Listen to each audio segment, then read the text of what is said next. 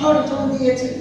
পরিবার দেখিনি, অর্থ দেখিনি, লোক দেখিনি, আমরা এগিয়ে গেছি, আজও আগাচ্ছি। আর কত নয়া ফ্যাসিস্টদের আবার উত্থানের জন্য আমরা এগোবো না। আমরা বারবার আমরা প্রতারিত হব না। আমরা এমন বাংলাদেশ চাই এখানে যারা ভাইরা উপস্থিত আছেন কখনো ছাড় দেবেন না।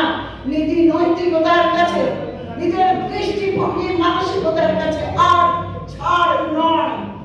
আমরা এগিয়ে যেতে চাই।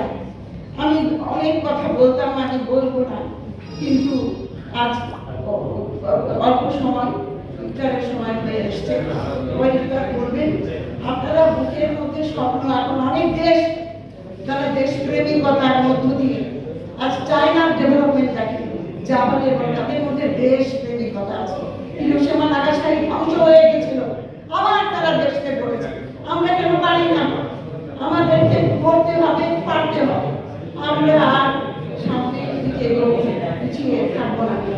এই আশাবাদ, এই আহ্বান রেখে আমি আরেকটা কথা বলি। গণতন্ত্র রাষ্ট্র পরিষদ যে একটা সংগঠন রয়েছে, এটা কিন্তু একটা প্রগতিশীল, একটা পরিবর্তনশীল